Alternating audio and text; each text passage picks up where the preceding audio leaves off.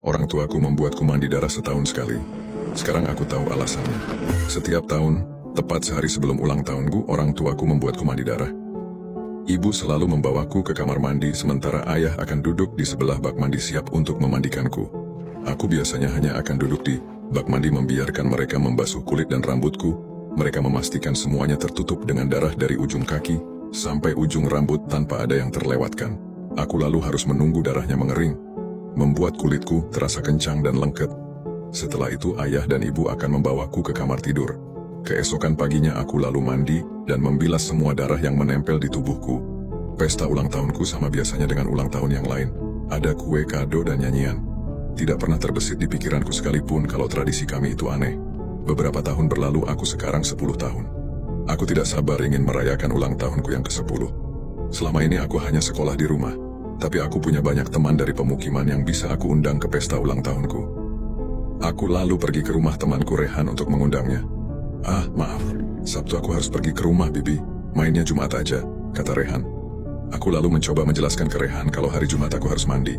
"Oke, mainnya nanti sehabis mandi." Aku lanjut menjelaskan alasan, kenapa aku tidak bisa main di hari Jumat. Badanku nanti akan lengket dan semuanya akan kotor terkena darah. Ekspresi Rehan berubah secara drastis. Dia lalu memberitahukan kepada semua orang, mereka memanggilku vampir dan membuat orang tuaku sangat marah. Malam itu ayah memintaku duduk di sofa. Untuk pertama kalinya kami akan berdiskusi tentang tradisi mandi darah. "Dengar Ben, mulai sekarang jangan pernah bilang ke siapapun tentang mandi darah," pinta ayah, dengan ekspresi serius. Dia lalu menjelaskan tidak semua hal yang kita lakukan selama ini dianggap normal untuk semua orang. Dia memintaku untuk diam, jangan pernah bicara kepada siapapun. Setelah diskusi aku menjadi semakin penasaran. Aku sekarang sadar kalau tidak semua orang harus mandi darah setiap tahun. Setelah beberapa tahun berlalu, aku sekarang remaja. Aku mulai melakukan apa yang anak remaja biasa lakukan. Aku merokok, mencoret dinding, aku bahkan mencuri alkohol dari orang tuaku. Karena aku tidak sekolah di sekolah negeri pada umumnya, aku pun kesulitan untuk bergaul. Aku melakukan semua itu untuk mendapatkan teman di jalanan, membuatku semakin jauh dari orang tuaku. Pada ulang tahunku yang ke-16, aku memutuskan untuk tidak mandi darah.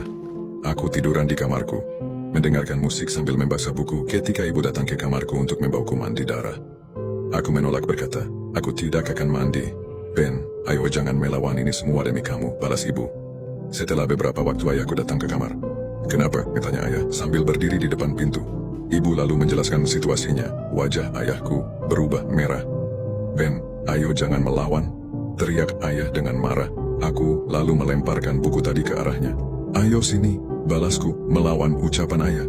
Mata ayah melebar, dia sangat marah.